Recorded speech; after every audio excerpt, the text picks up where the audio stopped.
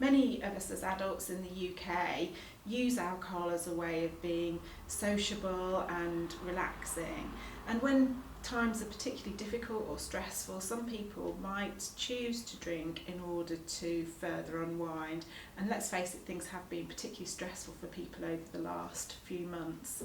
However, alcohol and mental health have quite a complex relationship.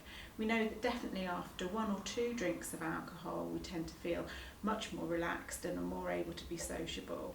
But once you get over those first 1 to 2 drinks, in fact, it's likely that it's going to make your experience of things like depression and anxiety much, much worse, and in fact potentially feel more stressful.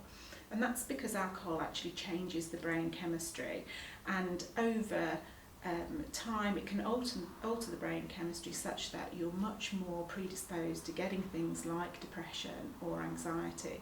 And what can happen is that you develop a vicious cycle really of drinking in order to try and help alleviate anxiety or perhaps block out traumatic experiences or help improve depressive symptoms. But in fact what happens is that those symptoms then get worse and worse, and you end up in the cycle of drinking larger and larger quantities of alcohol.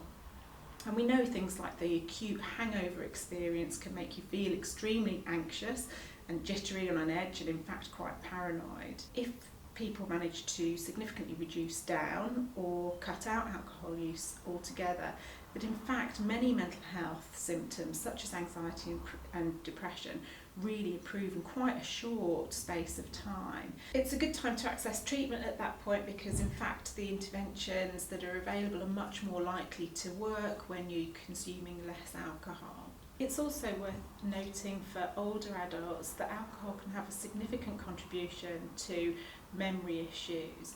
We know that people who drink more heavily are much more predisposed to developing conditions such as Alzheimer's or even vascular dementias.